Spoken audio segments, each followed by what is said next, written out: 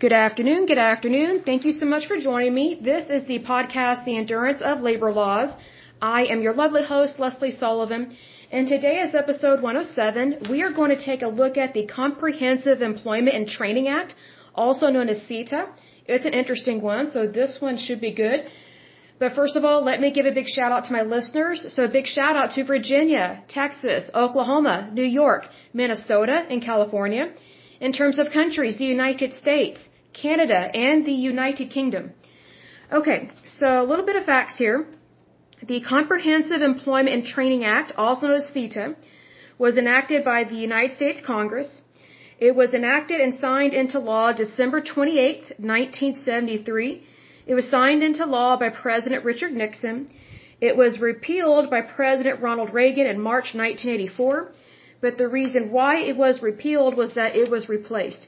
So sometimes these acts, they get amended and they stay in effect. Other times they get repealed and something better gets put into place.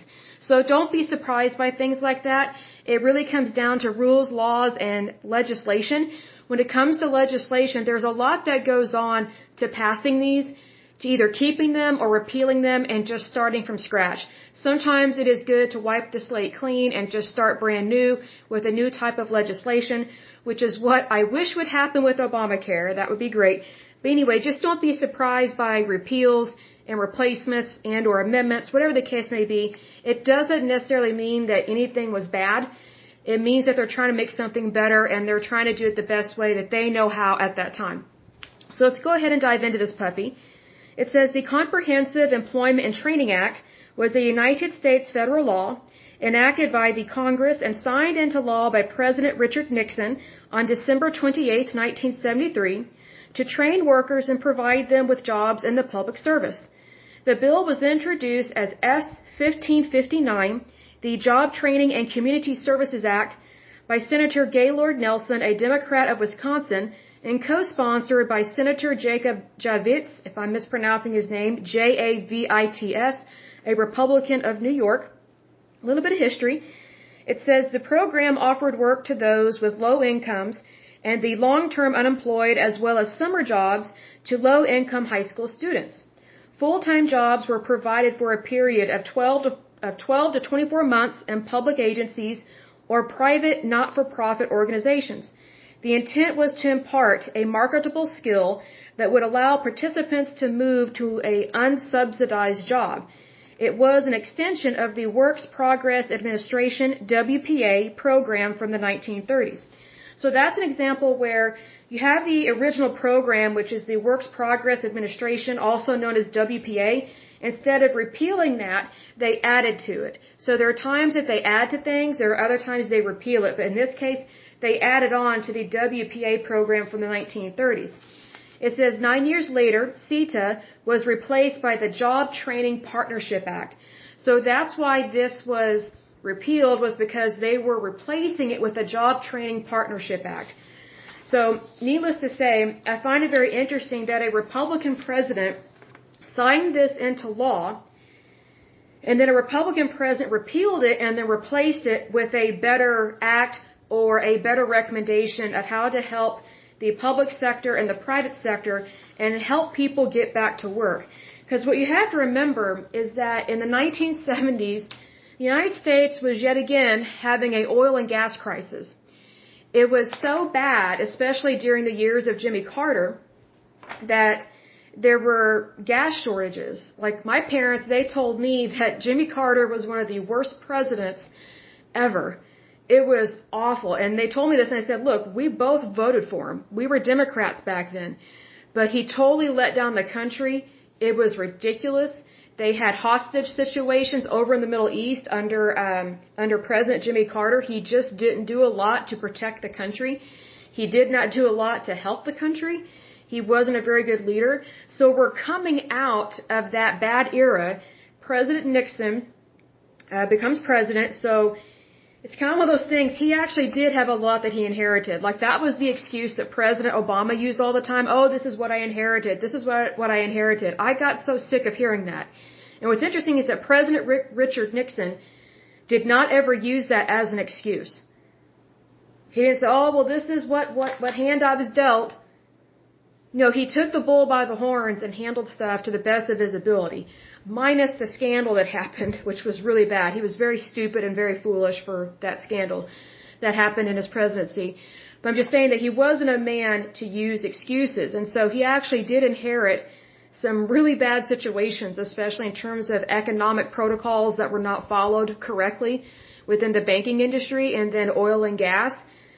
We were having rations here in the United States. Who would have thought that? So, out goes President Richard Nixon, and then later on, Ronald Reagan gets elected, and he enacts an even better Job Employment Act to really help out the United States. In the 80s, I know I was just a baby in the 80s, but all the adults that I know that were in their 20s, 30s, or 40s during that time in the 80s, they said that it was one of the best times.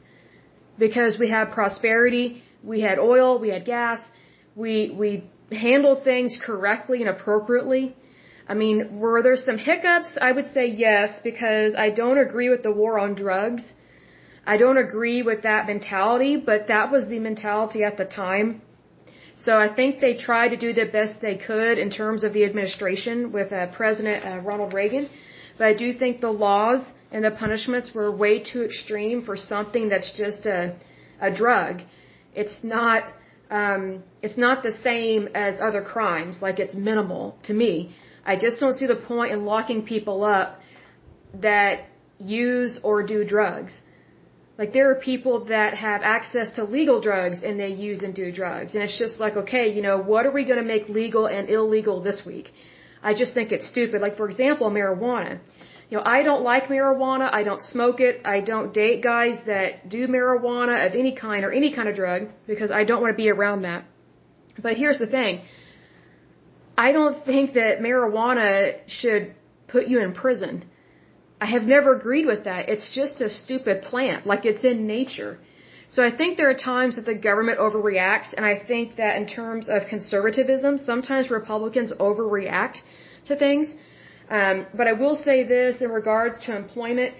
I think Richard Nixon and Ronald Reagan, they both tried really hard to help our economy recover from the hell it went through with President Jimmy Carter. Because both of them inherited really bad situations. And so they were trying very hard and very quickly to help the United States get back on track, especially in terms of the strength of our currency, the strength of our banking system, that people have good, high-paying jobs. Because, it's easy to get a low-paying job, right? Like, it's easy to find those, but if it doesn't feed you and your family, or if it doesn't pay your bills, what's the point of driving to a low-paying job when all you're doing is taking a risk of getting in a car wreck and then you lose your car? So it's like, people know how to do the math, and they know what frustrates them and what irritates them. And so what makes me happy about this act, and later on the different types of job training acts, is that it's not creating jobs, it's encouraging people to be trained, to get certified, to be better at their labor, and then go back out into the private sector and get a high-paying job. Because the government does not create jobs. Not unless you are working for the state or the federal government. You'll say, for example, you work for the Department of Health, or you work for, the Tax Commission. Those are jobs that the government actually does create, but you're actually working for that agency. So, it really irritates me whenever candidates, especially for presidency, and Republicans and Democrats do this alike, and I think it's such a lie and it's so wrong. They say, oh, we're going to create jobs, we're going to create jobs. That's socialism. The government does not create jobs. What it can do is it can make our market stronger by lowering taxes and making it better and more profitable for people to own their own businesses, so that way they can make a profit and hire more employees. So the government is not creating jobs, but it can definitely help the economy be better, or it can cripple it, which is what President Obama did, and that's what President Jimmy Carter did, which is very unfortunate, because I do think that both of them care about people. I do think they care. I just don't think they go about caring the right way, because what they do is they enable government as opposed to enabling people. Because the power is with the people, it's not with the government, because we, the people, are the government. So being that we are the government, we should never be allotting power or responsibility to go completely to the government to create every and any little thing. Because the government cannot even run the DMV. Just think about that. Would you really want, for example, the IRS to be in charge of the private sector? Even though it tries to act like it is in charge because it collects taxes, but it is not the boss of the private sector, thank goodness. But here's the thing. If you think that government creates jobs, you have been fooled, unfortunately. And you need to get the wool, stop having a blanket over your head or, remove the wool from your eyes, because government does not create jobs unless they are posting jobs to their .gov website and, they are actually hiring for people to work for them in their federal or state agencies. If they are not employing people or recruiting people to actually work for them, meaning they have a state or federal job in the public sector, then they are not creating jobs in the private sector. But that's a lie that both Democrats and Republicans, they use that line whenever they run for office, because it's like if you don't say we're going to create jobs, then people are like, oh, well, what are we supposed to do? It's like, well, go out and get a job. Go apply. Start your own company. Invent something. Invest in something. But if a candidate actually speaks the truth, which I wish that they would, unfortunately, it's not highly recommended in our society, in the United States, to say it like it is. Because there are a lot of people that want a nanny. But here's the thing. When you get a nanny, you're not truly free. And then that's when people get really angry and upset, because then they realize, oh, I just forfeited a lot of my rights by enabling the government, whether state or federal, to have more power. So we need to have limited government, but we need to have a huge private sector. We need to have big business, lots of capitalism, because that means your country will be more stable and will be more economically sound, and more people will have good jobs, not the crappy jobs, excuse my language. They will have really good jobs, and the wages will be fair. They won't just be decent, they will be fair, if not great. But here's the thing, if you put government in charge of wages and in charge of things like that, it's going to end up like the Soviet Union, which is where it doesn't matter what job you have over there, at least during the Soviet Union times, the government over there, they didn't think people deserved to make good money. Although the government officials thought they deserved to make good money, the government officials themselves, but they just thought everybody should be paid the same because they viewed everybody as a peasant. Even though you may have been a doctor or a lawyer or a bookkeeper or maybe a receptionist or a janitor, they basically wanted to pay everybody the same wage. Well, they're not going to pay everybody a doctor's wage. They're going to pay everybody a janitor's wage, which is pathetic. See, that's why you can't have government in charge of the private sector. You cannot have government in charge of your destiny. You cannot have government in charge of your income. You are in charge of your income. You decide how much money you make. You decide how much money you earn, and then you decide where you spend it and what you do with it. The only thing the government can really enforce is its rules, laws, and legislation, or its regulations, and its tax codes, which it should enforce those things. I agree with those things. But when it's over-regulated and it's burdensome, it's the private sector that always suffers. And so what happens when you have the private sector that suffers, the rich do not always get richer. In fact, there are more rich people that lose a lot of money and they become middle-class people. And then more middle-class people that were not rich, they become lower-class people, lower income. I don't mean lower class as in charm or sophistication. I mean their income. So whenever you have the government in charge of currency or interest rates, or if they are overburdening people with taxes, there's less profits that are made in the private sector within your economy, within your country. So if you have less money being made by the citizens, then you have more money that's being taken from citizens via taxes. And that money goes nowhere. It becomes dead money, basically. because it's no longer circulating throughout our economy. It's no longer circulating throughout our banking system. That's why the government doesn't create wealth. It only confiscates it. Whether legally or illegally, it confiscates it. So that's why I'm impressed with this Comprehensive Employment and Training Act, because they actually wanted to help people get back to work and be certified, be trained, and make good money. They did not want people to stay poor and on food stamps or, be down and out. They didn't want that for people. They wanted people to get back on their feet as much as possible. And the government was helping people to get back to work. See, there's a difference between getting back to work and the government creating work. The government does not create work. It can help people get back to work. The majority of the work that we have here in the United States is in the private sector. And if it wasn't for the private sector, our government wouldn't have any money, really, because the government makes a whole lot of money off of taxes that are paid from people that work in the private sector. So, I would think that the federal government as well as state governments would be a little more appreciative of people that work in the private sector, because we're the ones that are paying all the bills. Yes, people that work in the public sector, they pay taxes as well.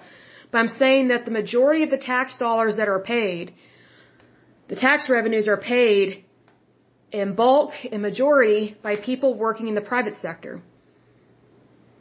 So you would think that they would kind of have more of a say-so in certain things. But unfortunately, that's not how our country is going at the moment. However, hopefully when we get a Republican in office again, things will turn around, because I don't like having high gas prices. I don't like having a slightly unstable economy. I don't like it's like we don't have enough workers, and then at the same time we don't have enough jobs. It's like we're having shortages everywhere, all across the United States, on different types of goods, like baby formula. What else? Oh, there's a shortage of cotton balls. There's been a shortage of shampoos, conditioners. Just like strange things. And sometimes the supermarkets, they won't have any eggs. Or maybe they won't have any bacon. It's ridiculous. See, this is what happens when you have inflation and you have taxes that are too high, you have too many government programs, you have not enough people getting back to work, and if they can go to work, they're not finding good paying jobs. They can't even pay their bills. It's ridiculous.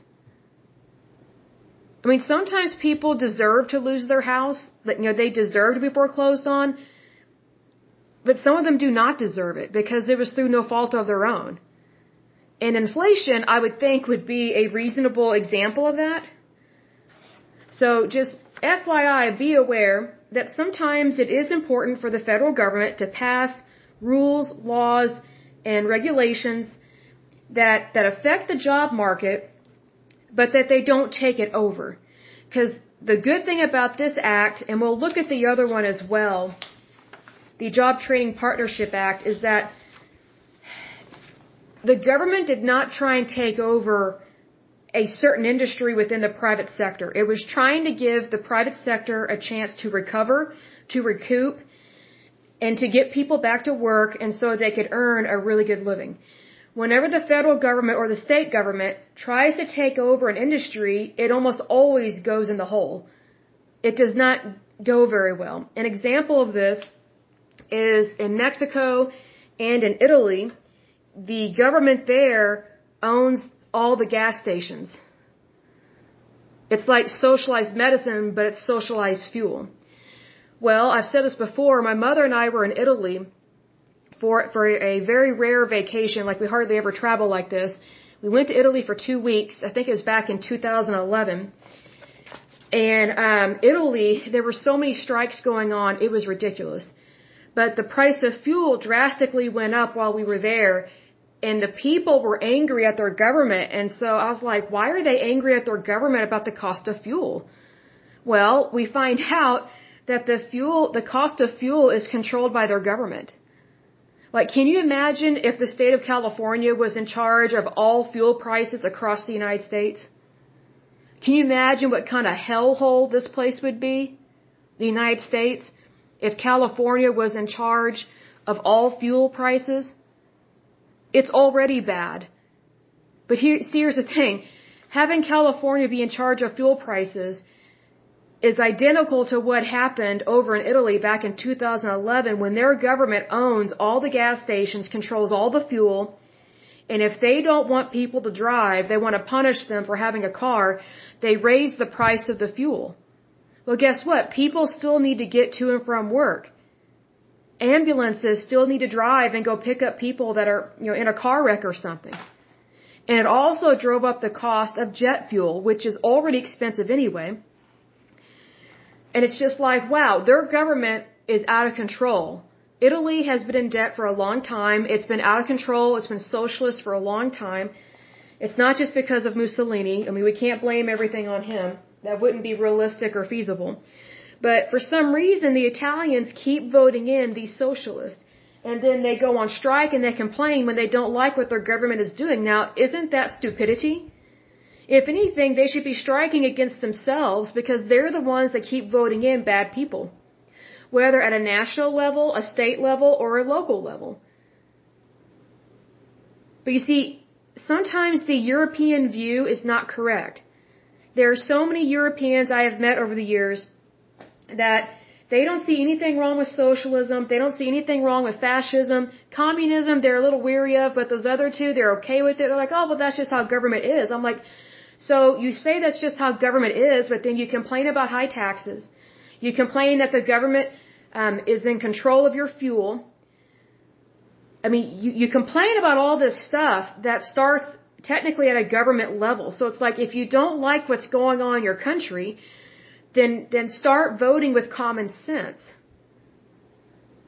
But unfortunately, Europeans, I don't understand why a lot of them or most of them are brainwashed. I don't get it. Because the light bulb has not come on in the majority of their people because they keep voting in really bad leaders. It's like a popularity contest. Like, for example, Canada, they voted in that Trudeau guy, if that's how you pronounce it. He's just a stupid playboy. He doesn't care about his country. The only reason why he keeps getting voted in is because I think his father was a politician years and years and years ago. So it's one of those things, it's almost like a family business to be a politician, and I completely disagree with that because to be in office should not be a career path. It's supposed to be you're serving your country. And Trudeau has gotten in trouble for so many things over the years. And I'm not impressed with him. I really am not. I wish there were things I liked about him, but he is not a good leader. But unfortunately, people in Canada stupidly still keep voting for him. It's shocking. It's just like, wow, just the amazingness of these things, right? But anyway, I will go ahead and end this podcast. But again, we were discussing the Comprehensive Employment and Training Act. So until next time, I pray that you guys are happy, healthy, and whole, that you have a wonderful day and a wonderful week. Thank you so much. Bye-bye.